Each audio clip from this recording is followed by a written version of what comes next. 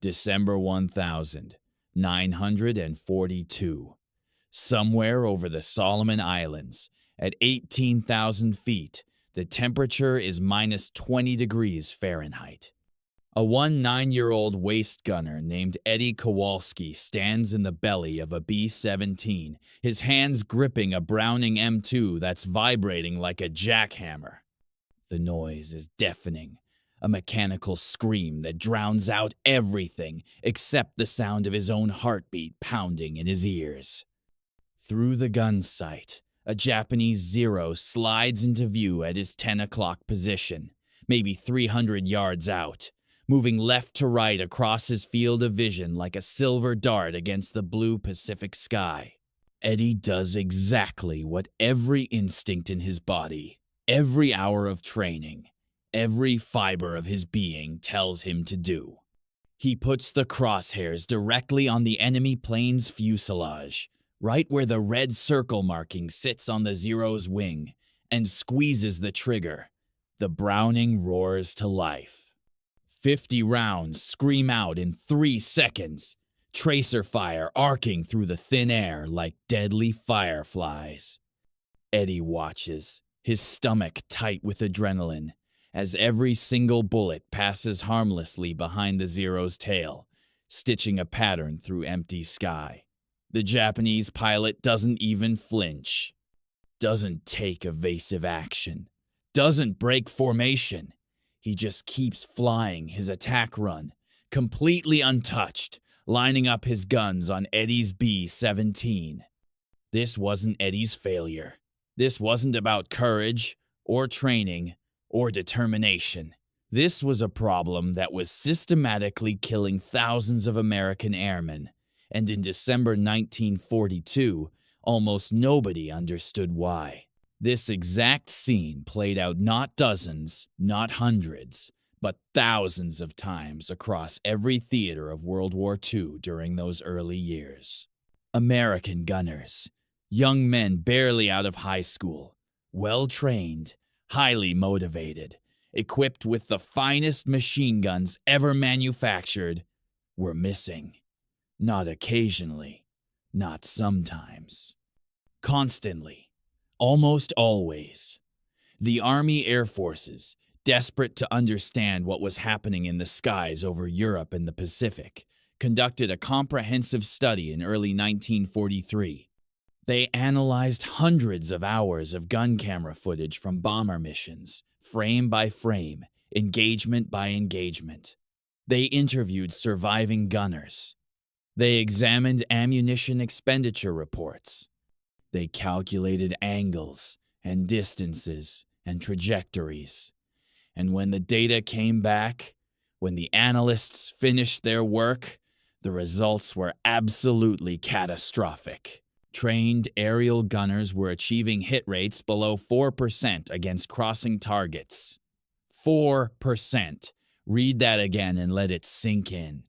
For every 100 rounds fired at an enemy aircraft moving perpendicular to the gunner's position, 96 bullets were hitting nothing but air. The mathematics weren't just bad, they were apocalyptic. A typical engagement lasted 8 to 12 seconds before the enemy fighter broke off or moved out of effective range. The Browning M2, that magnificent piece of American engineering, could fire roughly 800 rounds per minute, which worked out to about 13 rounds per second. In a 10-second engagement, a gunner could theoretically put 130 rounds into the air. With a 4% hit rate, that meant 5 bullets might actually strike the target. Maybe. If everything went perfectly. If the guns didn't jam. If the gunner didn't flinch when return fire started hitting his aircraft. 5 hits. Now here's the brutal reality that kept commanders awake at night. 5 .50 caliber hits weren't enough to down a Zero, let alone a rugged, heavily armored aircraft like the German Focke-Wulf 190. Enemy fighters could absorb dozens of rounds and keep flying. Engine blocks could take multiple hits. Control surfaces could be shredded and still function. Pilots could be wounded and still fight. The human cost was staggering beyond comprehension. In 1943 alone, the 8th Air Force flying daylight missions over Europe lost an average of 188 bombers per month. Each B-17 Flying Fortress carried 10 men. That's 1,880 aircrewmen killed, captured, wounded, or missing every single 30 days, month after month after month. Young men who'd been working in factories, on farms, in schools just months before, now falling from the sky over Germany. And a significant percentage of those losses, a number that haunted every commander who saw the classified reports, came from bomber formations that couldn't effectively defend themselves against fighter attacks because their gunners simply could not hit what they were shooting at. But here's what makes this tragedy even more devastating, even more infuriating in retrospect. The gunners were doing everything right according to their training. They were tracking the target properly. They were maintaining good sight pictures. They were controlling their bursts to conserve ammunition. They were brave beyond measure, standing at their guns while flak exploded around them, while fighters made attack runs, while their friends died in other positions. The problem wasn't their courage, wasn't their commitment, wasn't their willingness to fight. The problem was physics, cold, brutal, unforgiving physics. And physics didn't care about bravery, didn't care about determination, didn't care about how much you wanted to protect your crew, or go home to your family, or serve your country. Physics just existed, immutable and absolute. Every gunner, when they saw an enemy fighter screaming toward their aircraft, instinctively aimed directly at what they could see. It made perfect sense. You point at the thing you want to hit, you pull the trigger, the thing gets hit. That logic works perfectly when you're shooting at a stationary target on a rifle range back in Texas, or even when you're hunting a deer that's moving at maybe 20 or 30 miles per hour through the woods. Your brain makes tiny, unconscious adjustments. You lead the target slightly without even thinking about it, and the bullet connects. But enemy fighters weren't deer. They weren't even close. They were crossing the gunner's field of view at speeds that seemed to defy comprehension, speeds that just a generation earlier would have been considered science fiction. 300 miles per hour. 350. 400. And some of the late war models, terrifying machines like the German Me-262 jet fighter, could hit 540 miles per hour. At those velocities, the fundamental nature of targeting changed completely. The time it took for a bullet to travel from the gun muzzle to the target's position meant the target wasn't there anymore by the time the bullet arrived. The bullet itself moved fast, incredibly fast, roughly 2,900 feet per second, leaving the barrel of a Browning M2. That sounds instantaneous. At close range against slow targets, it effectively is instantaneous. But in aerial combat, close range meant 200 to 400 yards, distances where both aircraft could effectively engage. And at those ranges, against targets moving at speeds that would have seemed impossible just 20 years earlier, time became the enemy. Let's do the math. The same brutal calculation that was killing American airmen every single day. A Zero flying at 300 miles per hour covers 440 feet every single second. Every second. Now picture a 300-yard shot, which was a fairly typical engagement distance. That's 900 feet. A 50 caliber bullet traveling at 2,900 feet per second needs roughly 0.31 seconds to cover that distance. Doesn't sound like much, does it?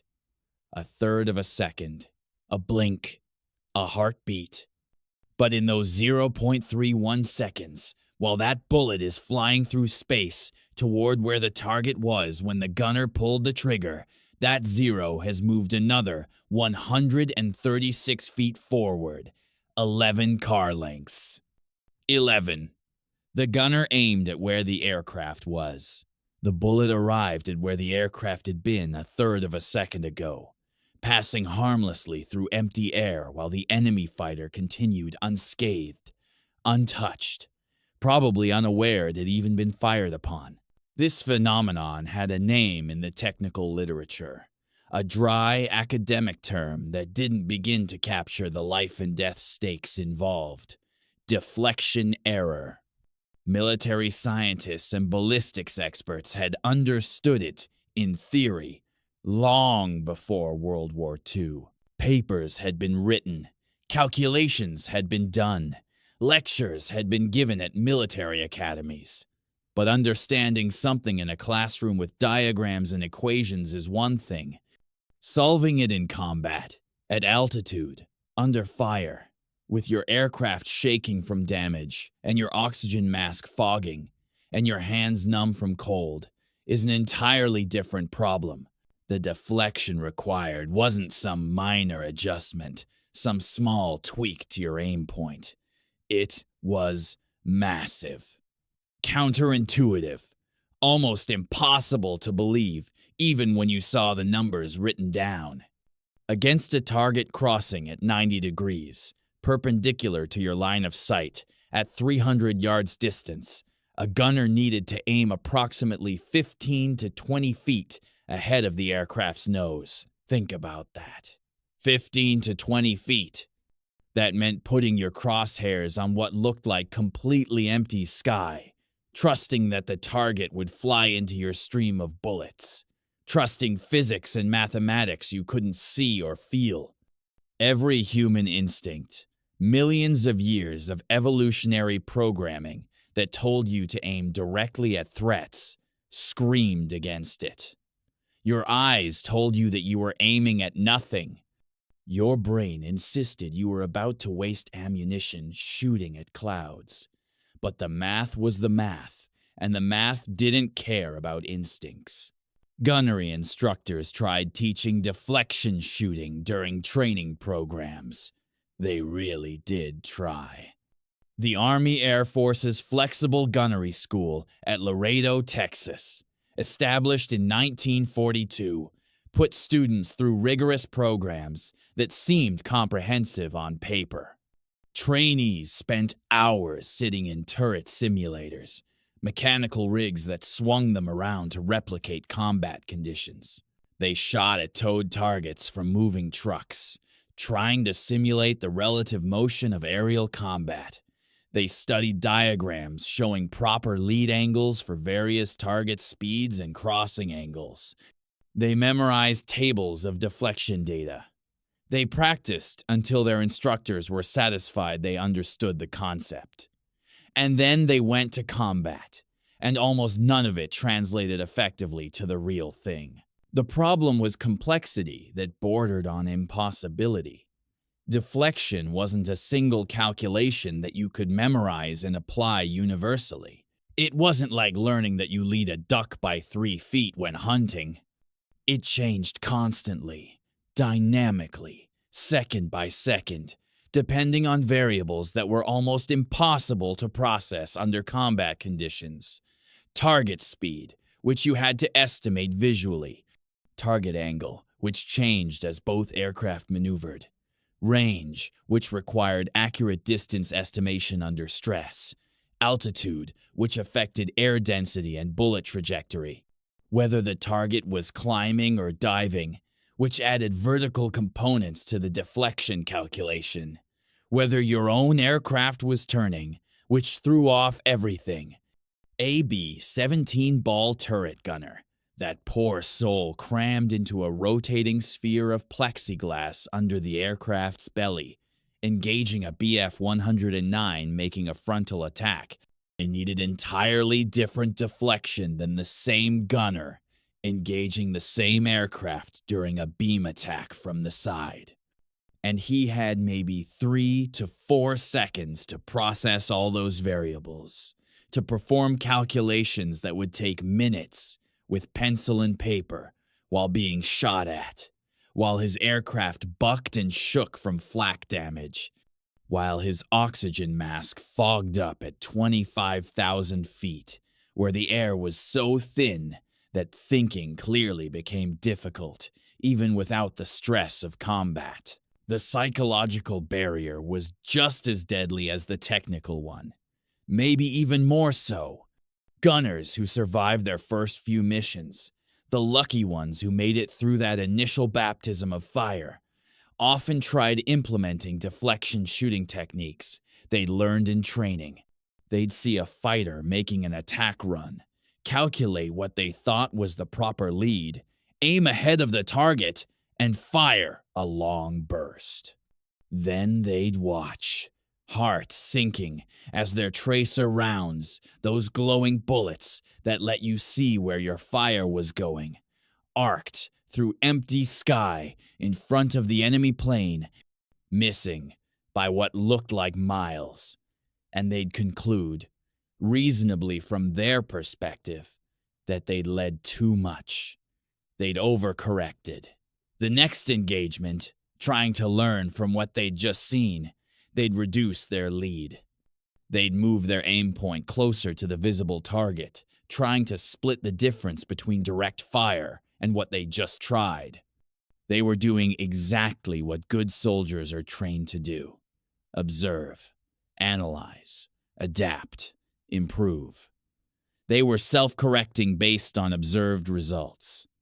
And they were self-correcting in exactly the wrong direction, trusting what their eyes showed them over physics they couldn't see or understand. Gun camera footage from 1,943 missions, hours and hours of black and white film reviewed by analysts back in England and the United States, shows this pattern repeatedly, consistently, tragically.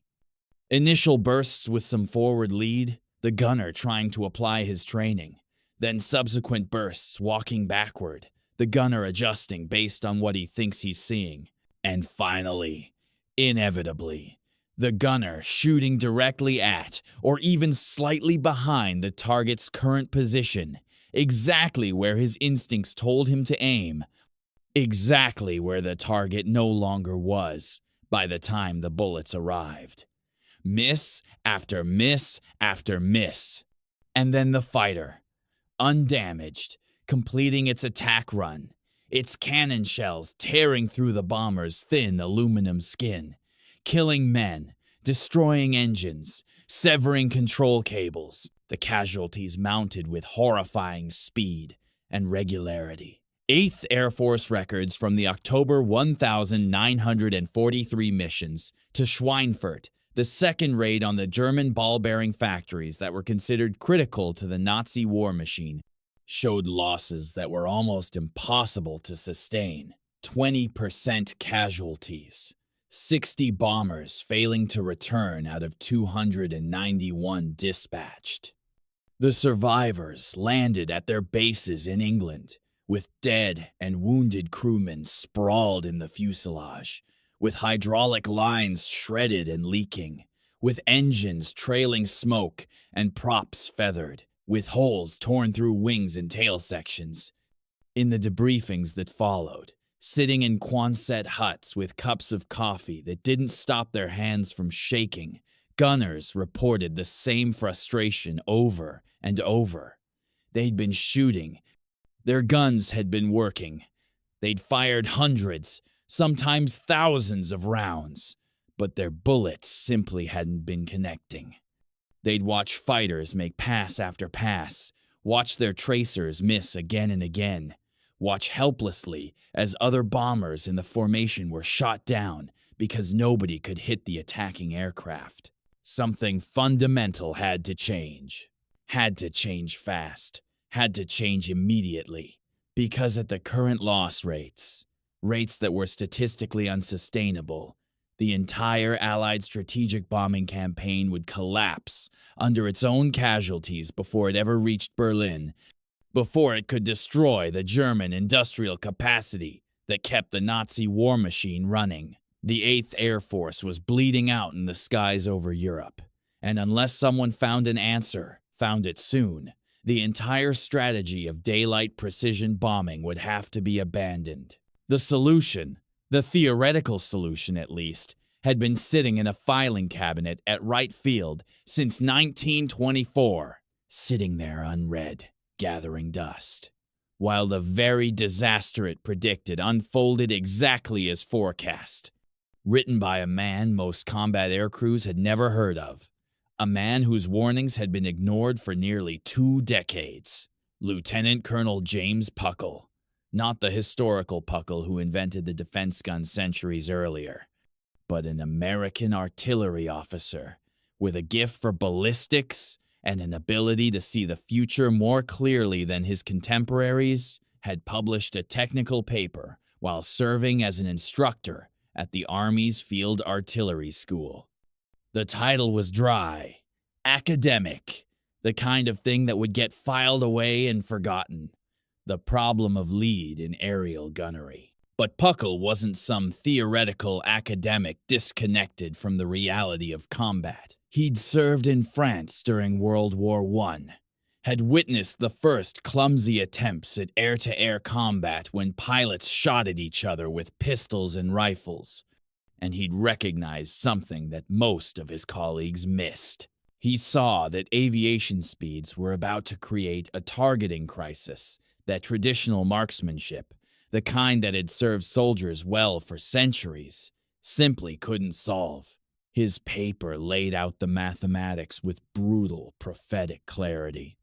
Puckle demonstrated, using ballistics equations that were beyond dispute, that as aircraft speeds increased beyond 150 miles per hour, the deflection angles required would exceed human intuitive capability. The human brain, no matter how well trained, would simply be too slow, too limited, too bound by instinct to consciously calculate and apply the necessary corrections. He calculated that against a target moving at 250 miles per hour at a perpendicular angle, a gunner would need to aim approximately 4 to 5 aircraft lengths ahead of the visible target. Not feet, not yards. Aircraft lengths. He included exhaustive tables in his paper, charts showing required lead for various combinations of target speed, range, and crossing angle. A 200-yard shot at a 90-degree crossing angle against a 300-mile-per-hour target required 47 feet of lead. The same target at 400 yards required 94 feet. The numbers were staggering, almost unbelievable to military officers accustomed to traditional rifle marksmanship, where lead was measured in inches. And Puckle's conclusion, the part that should have alarmed every military planner who read it, was even more disturbing. He stated flatly that without mechanical assistance, some kind of automated computing system to calculate deflection in real time, aerial gunners would be effectively useless within a decade. They wouldn't just be less effective. They would be useless. Unable to defend their aircraft, unable to hit enemy fighters with any reliability. He predicted, with eerie accuracy, that air combat would evolve beyond the capability of human reaction time and intuition to handle. The Army read his paper, acknowledged receipt, filed it away in the technical library at Wright Field, and promptly forgot about it. After all, in 1924, most military aircraft couldn't even reach 150 miles per hour. Puckle's warnings seemed like theoretical concerns about a distant future that might never arrive. Throughout the 1,920 seconds and 1,930 seconds, while Puckle's paper gathered dust, military aviation advanced with breathtaking speed. Aircraft got faster, more powerful, more capable. But gunnery training remained fundamentally rooted in World War I methodology, in concepts that dated back to the infantry battles of previous centuries. Instructors taught marksmanship fundamentals, sight picture, trigger control, breath control, stance, the same skills you'd teach someone preparing for a rifle competition or training for infantry combat. The few voices advocating for advanced deflection training, for recognition that aerial combat required entirely new approaches, were dismissed as alarmists, as people who didn't understand that Americans had always been excellent marksmen and that tradition would surely translate to any new domain. After all, the reasoning went, Americans were natural-born shooters, the frontier tradition. Daniel Boone shooting squirrels for the family pot. Sergeant Alvin York single-handedly capturing 132 German soldiers in World War I with his rifle and pistol. The Kentucky long rifle, the Winchester that won the West.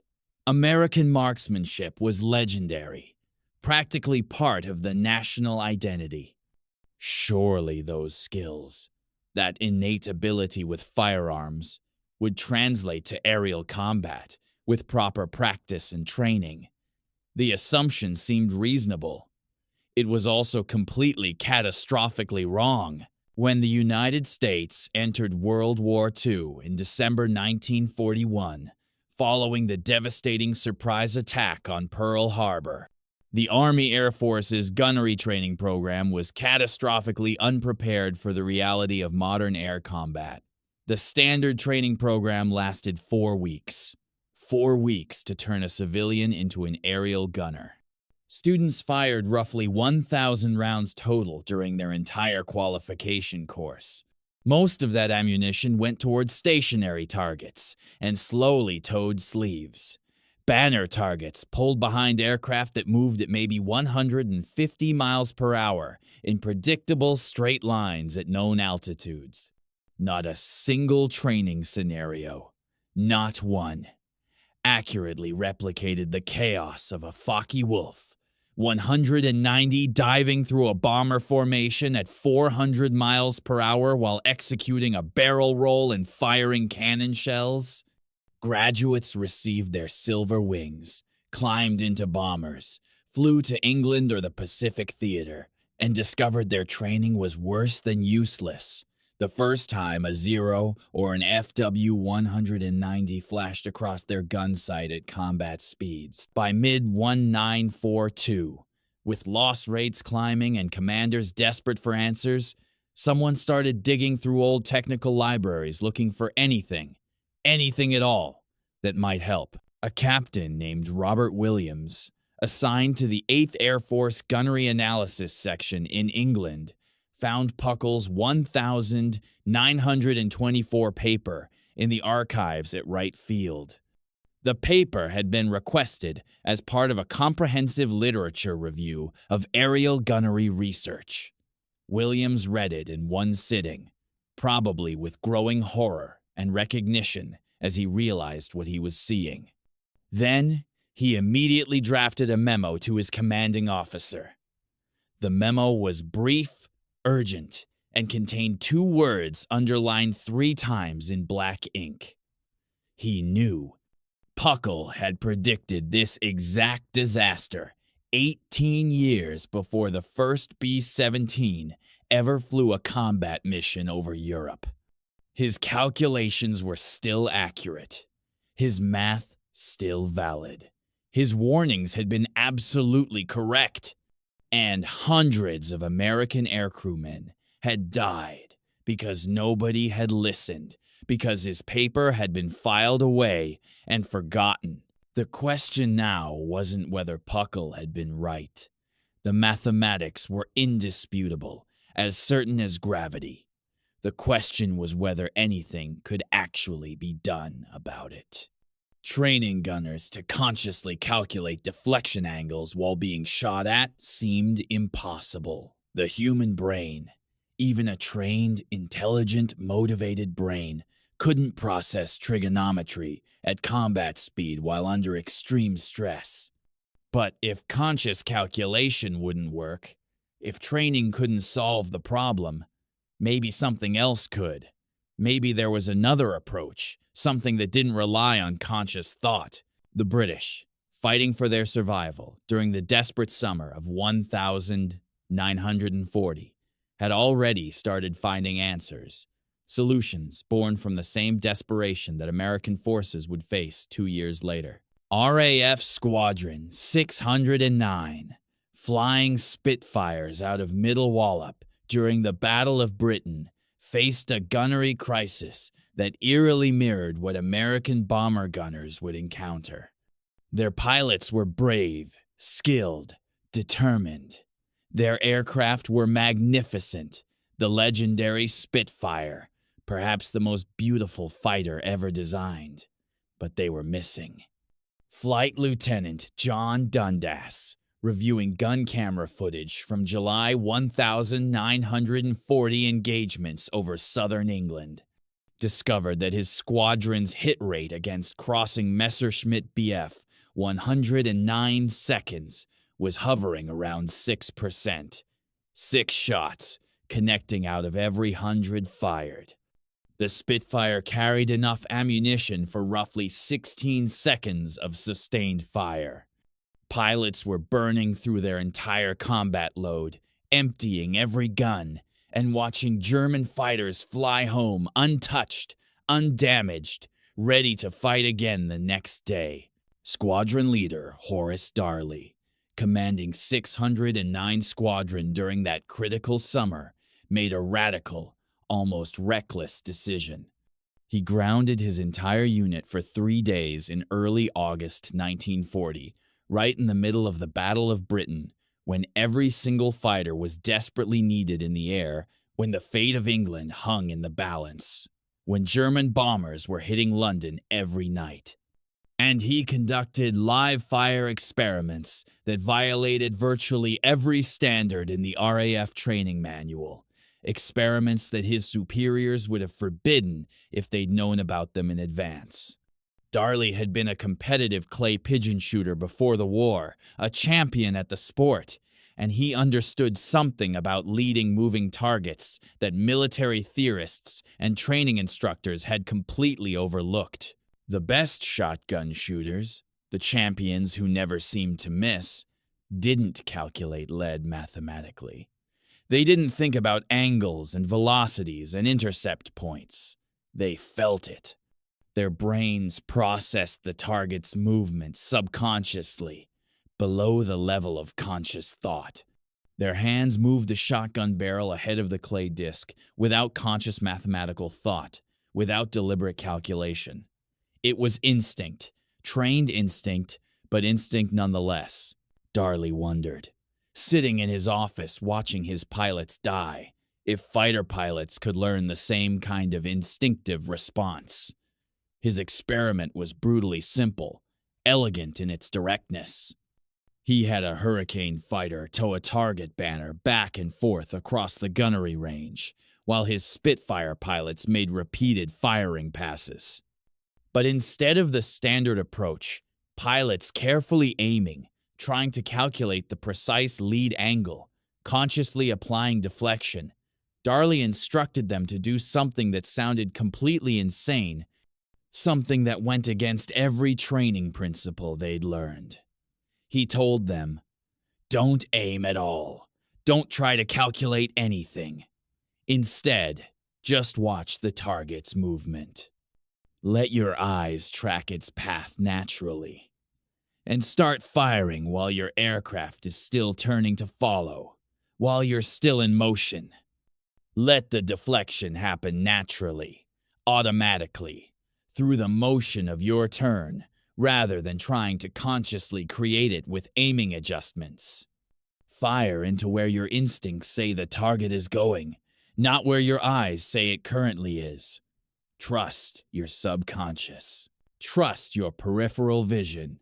Trust everything except your conscious, rational mind. The first attempts were absolute disasters. Pilots missed the banner by 50 feet, sometimes more. Their bullets stitched wild patterns across empty sky, nowhere near the target. But Darley, stubborn and convinced he was onto something, made them repeat the exercise. Again, 40 passes each over 3 days.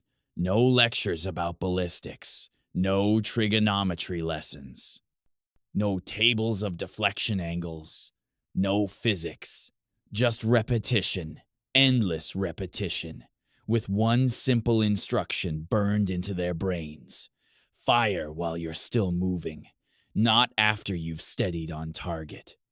By the third day, something remarkable, almost magical happened. The pilots' hit rates began climbing. Not dramatically, not overnight. They went from 6% to maybe 12%. Still not great by absolute standards, but that doubling, that seemingly modest improvement, meant twice as many bullets hitting German aircraft, which translated directly into twice as many kills, twice as many damaged enemy fighters limping back to base in France, unable to fly the next mission. Darley documented his results meticulously and submitted them to Fighter Command Headquarters on the 18th of August, 1940. His report included a crucial observation that would later prove enormously important. The pilots who improved fastest, who adapted most quickly to the technique, weren't the ones with the best peacetime marksmanship scores, weren't the ones who'd been rifle champions or hunting enthusiasts. They were the ones who could suppress their instinct to aim carefully and instead trust their peripheral vision and motion sense, trust parts of their brain that operated below conscious awareness. The conscious brain, Darley argued in his report, was too slow for modern air combat. The speeds were too high, the engagement times too short, the calculations too complex. The answer was training the subconscious to handle deflection automatically. The same way a baseball player's brain calculates where a fly ball will land without consciously solving trajectory equations. The same way you catch a ball thrown to you without thinking about parabolic arcs and gravitational acceleration. Fighter Command circulated Darley's findings through the RAF, but implementation was scattered and inconsistent, dependent on individual squadron commanders and their willingness to try unorthodox methods. Some squadrons adopted the technique enthusiastically, their commanders recognizing that desperate times required desperate measures. Others dismissed it as unscientific nonsense, as voodoo, as abandoning proper discipline for gut feelings. The RAF's training command was particularly resistant. Their instructors had decades of experience, teaching marksmanship fundamentals, teaching the right way to shoot that had been developed and refined over years. Darley's approach seemed to abandon everything they knew about proper shooting discipline, seemed to suggest that training and education were less important than instinct. But combat results, cold, hard numbers, didn't lie. Squadrons that embraced motion-based deflection shooting showed measurably better kill ratios. Through the autumn of 1940, the data was clear enough, compelling enough, that by early 1941, the technique was quietly becoming standard practice throughout Fighter Command, even if the official training manuals hadn't caught up yet, even if the formal doctrine still taught older methods. American military observers in Britain, officers sent to learn from British combat experience, took detailed notes on Darley's methods, filed extensive reports, conducted interviews with pilots who'd used the technique successfully. But the United States Army Air Forces faced a fundamentally different problem, a challenge that Darley's solution couldn't address. Fighter pilots could potentially learn instinctive deflection through repetition. They controlled their entire aircraft. They could use motion and angles and turn rates to create natural lead.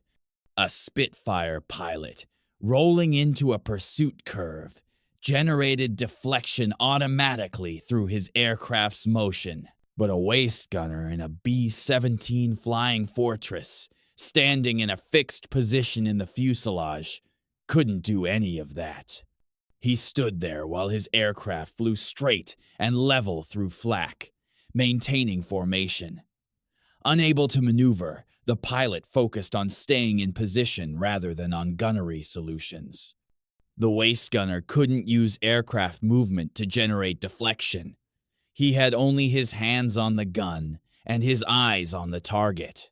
His world was limited to what he could see through a small window and what he could move with his arms.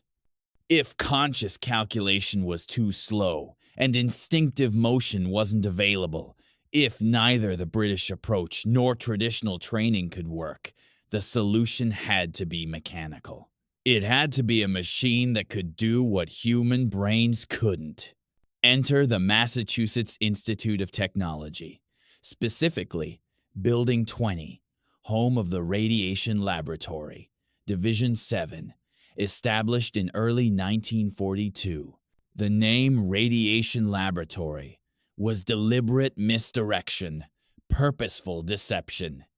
Radiation suggested atomic research, which helped maintain secrecy around what Division 7 actually built: fire control systems, bombing computers, radar improvements, and most critically, computing gun sights.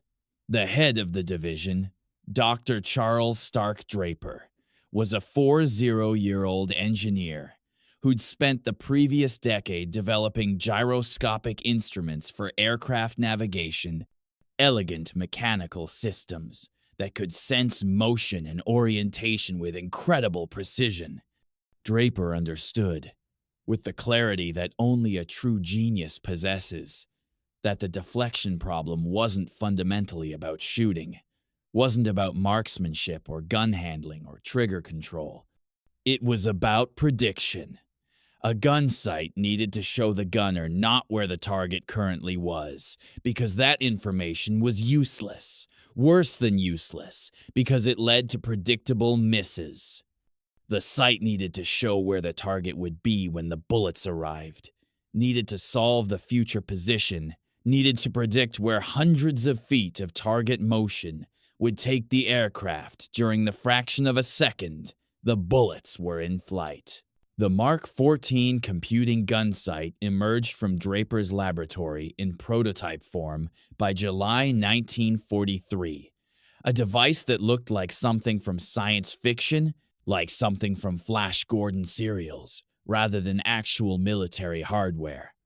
It was a reflector sight connected to a complex gyroscope system that weighed 28 pounds and required electrical power from the aircraft's generator system, a significant requirement since many bombers were already pushing the limits of their electrical capacity. The gunner operated it through a mechanical ranging control, a dial mounted near the gun.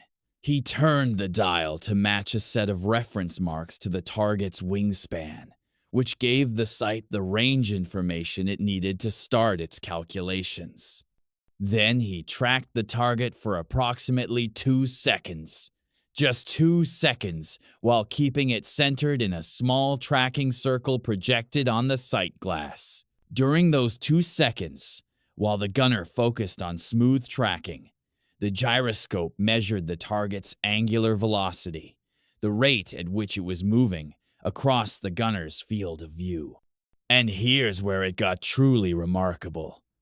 Where 1,940 seconds, technology accomplished something that still seems impressive today. The Mark 14's internal mechanism used a series of cams and gears, Analog computers built from precisely machined metal to solve the deflection equation in real time. Not approximately. Not close enough. Exactly. It took the range input from the gunner's dial setting, the angular velocity measured by the gyroscope, the known ballistic properties of the .50 caliber round, including its muzzle velocity and drag coefficient, and then calculated exactly, precisely, how far ahead of the target the guns needed to point. And it displayed the result as a lighted reticle, a glowing aiming point that appeared to float in space ahead of the target, projected onto the sight glass through a complex optical system. The gunner didn't aim at the aircraft anymore. He didn't look at the enemy fighter.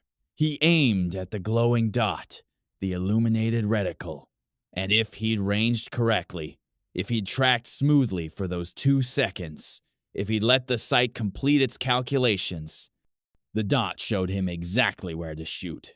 The Mark 14 solved mathematics that would take a human brain several minutes using pencil and paper, solving differential equations that most gunners couldn't even write down, and it solved those equations 30 times per second, continuously updating as the target's angle and range changed, adapting in real time to the constantly evolving geometry of aerial combat.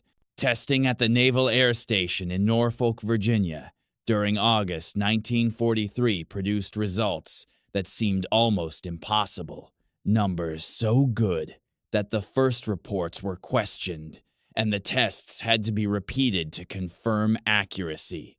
Gunners who'd never achieved better than 5% hit rates against crossing targets, gunners whose combat records showed they were average at best, immediately jumped to 18% accuracy with the Mark 14. 18%. On their first day using the system, with minimal training, just a basic explanation of how to operate the controls. After a week of practice, after they'd learned to trust the sight, after they'd internalized the tracking motion and the ranging procedure, hit rates climbed above 25%. That was a 5-fold improvement over manual aiming, a 5-fold increase in lethality, which translated directly into 5 times more enemy aircraft damaged or destroyed per engagement, which meant more bombers coming home, more missions completed, more strategic targets destroyed. But manufacturing and installing tens of thousands of Mark 14 sights across the entire bomber fleet would take time the Allies didn't have. Time measured in months and years while men were dying every day. Production didn't begin in meaningful numbers until early 1944, and installation priority went to new aircraft rolling off assembly lines rather than retrofitting existing bombers already in service overseas. That meant the majority of gunners flying missions through late 1943 and early 1944, the terrible period when loss rates peaked, were still using basic iron sights or crude reflector sights with no computing ability whatsoever. They needed something they could implement immediately, without waiting for new technology, without requiring electrical modifications to their aircraft, without supply chains and manufacturing delays.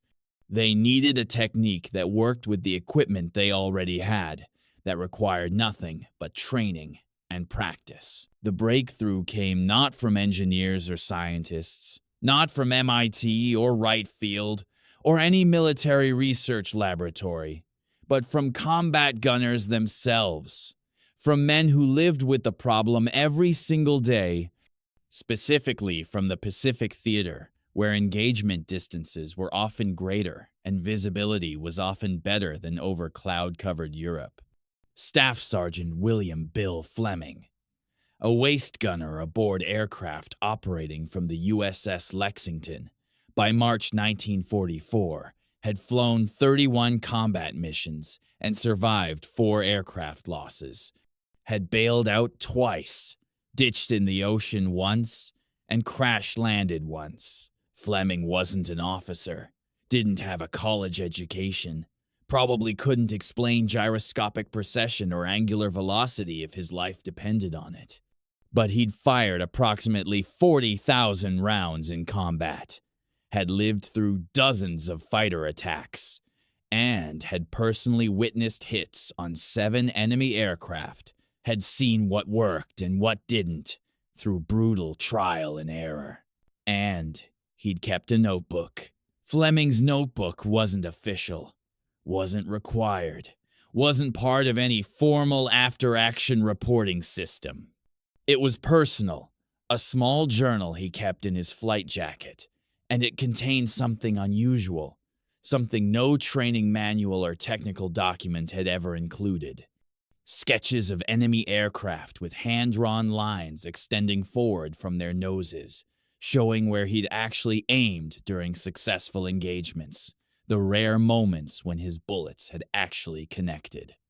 He'd measured these lead distances by comparing them to the target aircraft's length, using the only reference that made sense to him: 2 plane lengths ahead for one type of pass, 3 plane lengths ahead for another, 4 lengths for the steep crossing shots where the Zero was really moving fast across his field of view.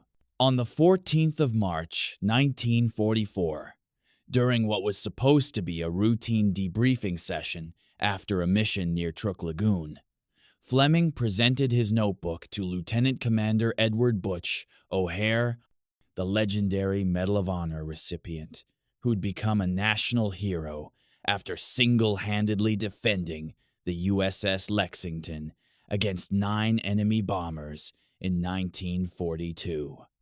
O'Hare was reviewing mission reports, going through the standard questions about ammunition expenditure and enemy aircraft encountered, when Fleming nervously asked if he could show the commander something.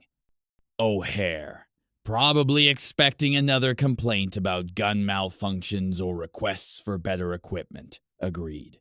Fleming opened his notebook and laid it on the desk. O'Hare looked at the first page, then the second.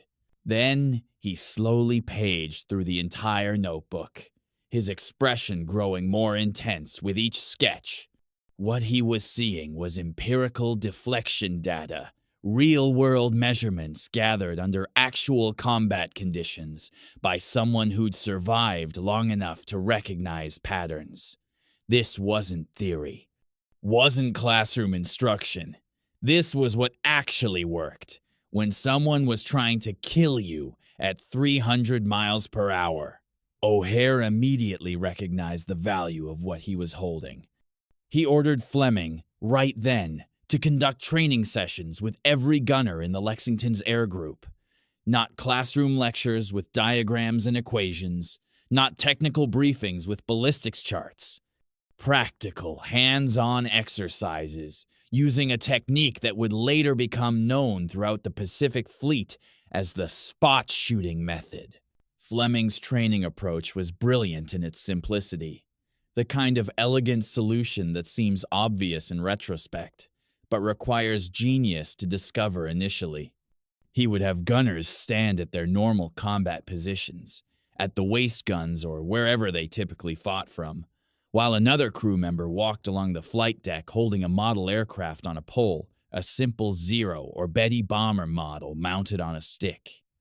As the model flew past at various angles, simulating different types of attack runs, Fleming coached gunners to extend their aim forward by specific increments that were easy to remember and visualize.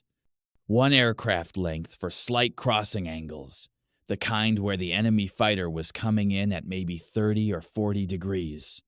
2 lengths for moderate angles, the standard beam attacks at 60 to 80 degrees. 3 or more for steep crossing shots where the target was moving perpendicular or nearly so.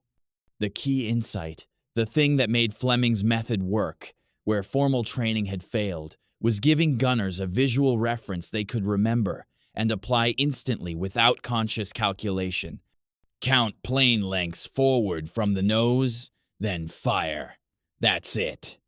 No math, no trigonometry, no complicated ballistics tables. The Lexington's gunnery officer, a lieutenant commander who'd been in the Navy since before the war and had seen his share of training innovations come and go, was deeply skeptical, but also desperate enough to try anything.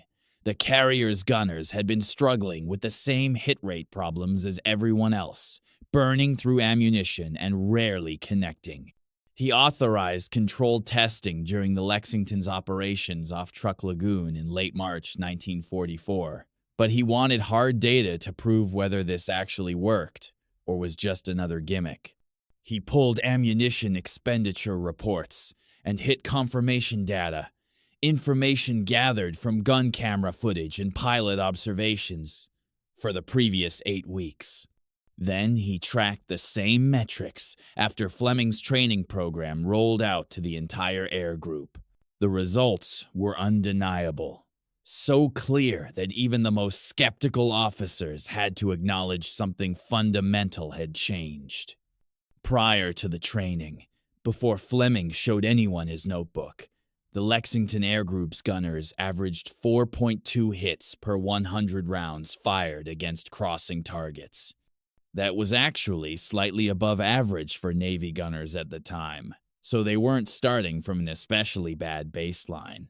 By the end of April 1944, just 6 weeks after implementing spot shooting, after every gunner had gone through Fleming's training and practiced the technique, that rate had climbed to 9.1 hits per 100 rounds.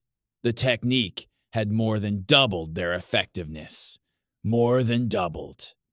The same guns, the same ammunition, the same aircraft, the same gunners. The only variable that changed was the training method, the mental model the gunners used to aim. Word spread through the Pacific Fleet with remarkable speed, the kind of viral adoption that happens when something genuinely works and people are dying without it. Sailors talk, pilots talk. Crews from different carriers met during Liberty calls at port, swapped stories, compared experiences. By May 1944, barely 2 months after Fleming's initial presentation to O'Hare, variations of the spot shooting method were being taught aboard the carriers Essex, Enterprise, and Bunker Hill. Each carrier's gunnery officers added their own refinements, their own tweaks based on their specific aircraft and engagement patterns, but the core principle remained identical across all implementations. Give gunners a simple visual measurement system tied directly to the target's apparent size, eliminating the need for conscious calculation, eliminating the pause where conscious thought slowed everything down. A gunner didn't need to know he was compensating for 0.3 seconds of bullet flight time. Didn't need to understand angular velocity or ballistic coefficients or any of the physics that made deflection necessary. He just needed to remember 3 plane lengths forward for a crossing shot. That mental model, that simple rule, worked because it matched how human visual processing actually functions. Our brains, products of millions of years of evolution, hunting prey and avoiding predators, are exceptional at relative size comparison. You can instantly tell if something is twice as big as something else, or half the size, or 3 times longer. That's hardwired, instinctive. But we're terrible, almost comically bad, at absolute distance estimation, especially at range where we have no familiar objects for scale.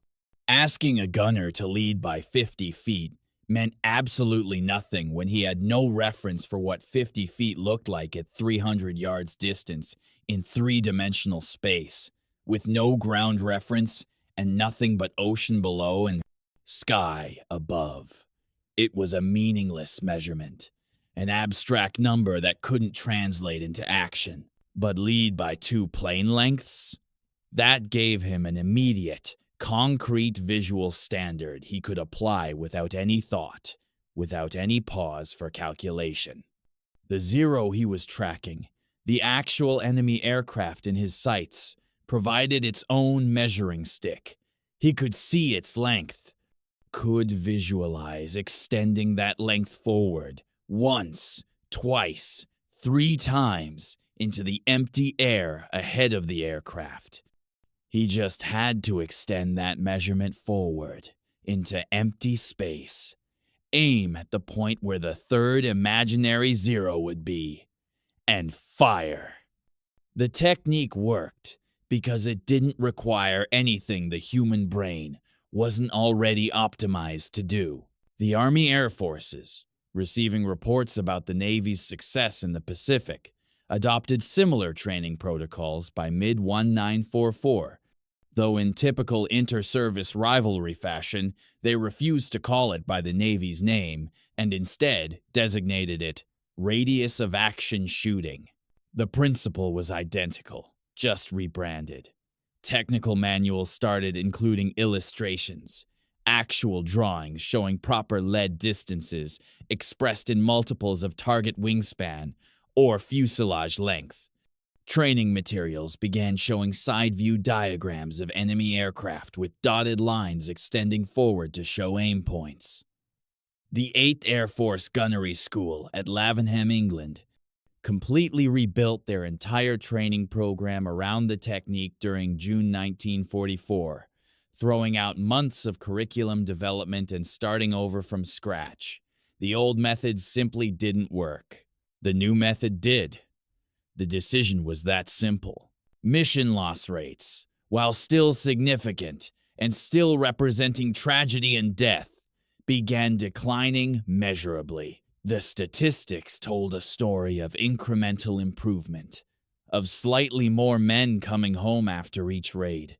July 1944 showed 3.4% bomber losses per mission across the 8th Air Force, compared to 5.2% the previous October during the darkest days of the Schweinfurt raids. That difference, that 1.8% improvement, doesn't sound dramatic when you say it that way, but it represented hundreds of crew members who flew home instead of dying over Germany. Hundreds of men who got to eat dinner that night, write letters home, sleep in their bunks, wake up the next morning. Hundreds of families who didn't receive Western Union telegrams beginning, "We regret to inform you." The numbers were abstract, but the lives were real. But knowing the technique and executing it under actual combat conditions, when someone was shooting back, when your aircraft was shaking, when your friends were dying around you, remained 2 entirely different challenges. The psychological pressure of combat had a way of erasing everything you'd learned, of reducing you to pure instinct and reflex. The human brain, even armed with the spot shooting method, even after hours of practice, still fought against itself when the shooting started, when real death became immediate rather than theoretical. Psychologists embedded with the Army Air Forces, a new innovation in military medicine, documented this phenomenon extensively during 1944 through interviews with returning gunners. They'd sit with young men in quiet rooms, men who just landed from missions where they'd seen aircraft explode, watched friends die, experienced combat at its most intense, and they'd gently ask questions about what the gunners remembered, how they'd responded, what they'd thought and felt. The issue wasn't knowledge. Every single gunner, when interviewed in the safety of the debriefing room, could recite the proper lead distances perfectly. 1 length for shallow angles, 2 for moderate, 3 or more for steep crossing shots. They knew it, could repeat it, understood it intellectually. The issue was that conscious knowledge evaporated under stress, burned away by adrenaline and fear, and the overwhelming primal instinct that screamed at them to aim directly at the threat, at the thing that was trying to kill them. Captain Harold Klein, an army psychologist stationed at Bovingdon, the massive airbase northwest of London, studied this response through painstaking analysis of gun camera footage paired with detailed post-mission interviews. He'd watch the same engagement from multiple angles, review it frame by frame, then interview the gunner involved while the mission was still fresh in his memory. He identified a pattern he termed threat fixation collapse, a phrase that captured something fundamental about human psychology under extreme stress. Gunners would start an engagement correctly, using proper deflection, aiming ahead of the target as trained. But as the enemy fighter closed the distance, as the perceived danger intensified, as the closing speed accelerated, and return fire started hitting their aircraft, their aim point would progressively, inexorably drift backward toward the visible target, backward toward what their eyes could see, and what their instincts screamed was the threat, until they were shooting directly at or even behind the target's current position, exactly where their training told them not to aim.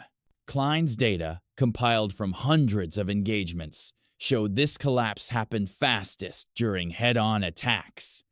The most psychologically intense combat scenario, where the closing speed between bomber and fighter exceeded 500 miles per hour, and the gunner had perhaps 2 seconds, maybe less, before the enemy fighter opened fire or broke off.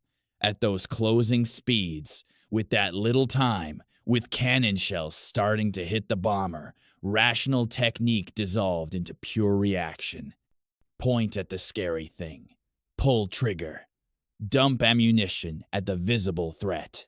Every higher brain function shut down, overridden by survival instinct that didn't care about deflection angles or bullet flight time, or anything except making the threat go away right now. The only solution, the only way to overcome that hardwired response was repetition so extensive that deflection shooting bypassed conscious thought entirely, embedding itself at the same neurological level as walking or catching a thrown ball, skills that existed below conscious awareness, that your body performed automatically without requiring your brain to think about them. This required training time the military simply couldn't afford in 1942 and 1943, when the need for gunners was desperate and men were rushed through abbreviated programs and shipped overseas after just weeks of training. But by late 1944, with Allied control of the air improving gradually, with training pipelines more established, with the techniques better understood, gunnery schools extended their programs and increased practice time significantly.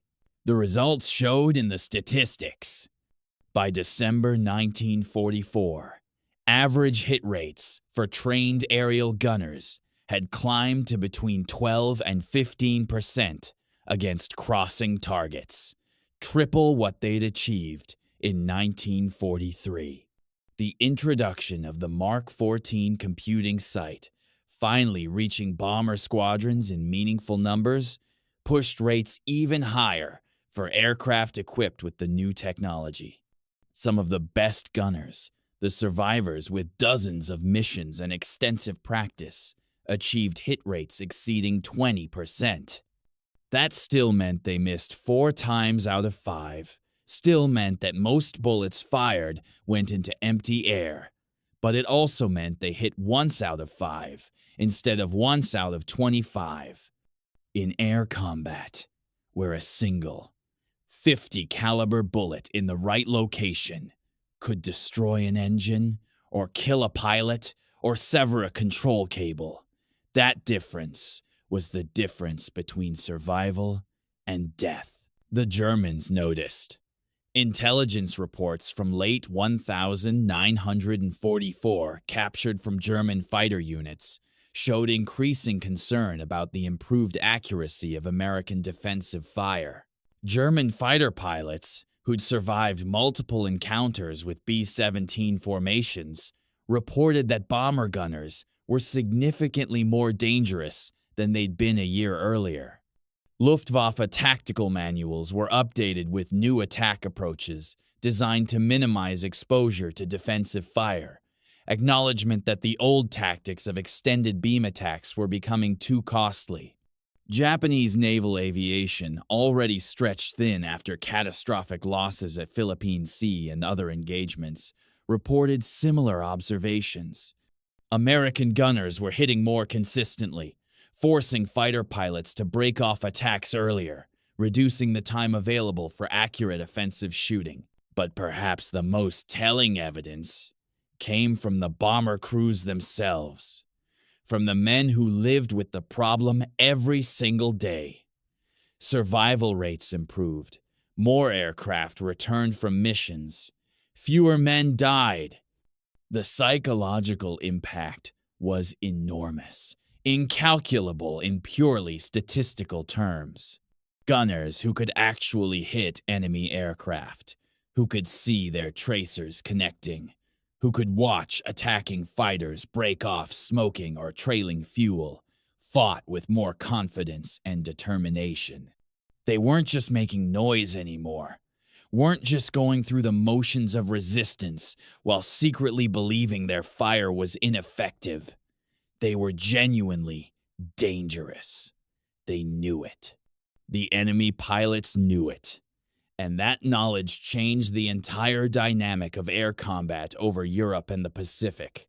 Staff Sergeant Eddie Kowalski, the 9-year-old gunner from our opening scene, the young man who'd watched his bullets miss that zero over the Solomon Islands in December 1942, survived the war. He flew 47 combat missions total, served until the Japanese surrender in August 1945, and came home to Pennsylvania, where he worked in a steel mill for 40 years. He learned Fleming's spot shooting method in mid-1944, when training materials reached his unit. His hit rate, tracked by his squadron's gunnery officer who kept detailed records, went from effectively 0 during his first dozen missions to over 15% after he'd practiced the new technique. He was credited with 3 confirmed hits on enemy aircraft, probable damage on 2 others. He rarely talked about the war after he came home, the way many combat veterans don't. But in 1987, during an interview for a local newspaper article about Pearl Harbor veterans, the reporter asked him what made the difference between the gunners who survived and those who didn't. Eddie thought about it for a long time, the reporter noted, staring at his coffee cup in the quiet kitchen of his retirement home. Then he said something the reporter wrote down word for word. You had to learn to aim at what you couldn't see to hit what you could. That didn't make sense to your eyes. Your eyes wanted you to shoot at the plane, but you had to shoot at the empty air in front of the plane, trust that he'd fly into your bullets. Once you learned that, really learned it, so you didn't have to think about it anymore, you had a chance. Before that, you were just making noise and hoping. The reporter asked him how long it took to really learn it, to internalize it so he didn't have to think. Eddie laughed, a brief, sharp sound without much humor. Some guys never learned it. They died or finished their tours still shooting at what they could see. The guys who figured it out, who really got it, maybe 20, 30 missions of practice, of seeing it work, of trusting the empty air. I was lucky. I had time to learn. A lot of men didn't get that time. The final assessment of the deflection crisis, compiled by the Army Air Force's Office of Statistical Control in 1946 after the war ended, made for sobering reading. The report estimated that improved gunnery techniques and technology, primarily the spot shooting method and the Mark 14 computing site, reduced bomber losses by approximately 30% during the last year of the war, compared to what losses would have been using 1,943 methods and technology. 30%. The analysts calculated that this translated to roughly 1,200 bombers not lost, 12,000 crewmen not killed or captured, 12,000 lives saved by understanding one fundamental principle of physics and finding ways to help human brains compensate for what evolution hadn't prepared them to handle. Engaging targets at speeds that no predator or prey in Earth's history had ever moved at until humans invented aircraft. The report's conclusion contained one particularly striking paragraph that captured the entire tragedy and triumph of the deflection problem. It read, "The crisis of aerial gunnery effectiveness represents both a systemic failure of institutional learning and a triumph of practical innovation under combat conditions." A theoretical solution existed in 1924, but was ignored until crisis forced recognition. Formal training programs initially failed to address the problem effectively. The breakthrough came from combat personnel, empirically discovering techniques that worked, combined with engineering solutions that mechanized the calculation process. This pattern, early warning ignored. Crisis catalyzing innovation, solution emerging from field experience rather than institutional planning represents important lessons for future military technological transitions. In less bureaucratic language, the military knew this was coming but did nothing until men died.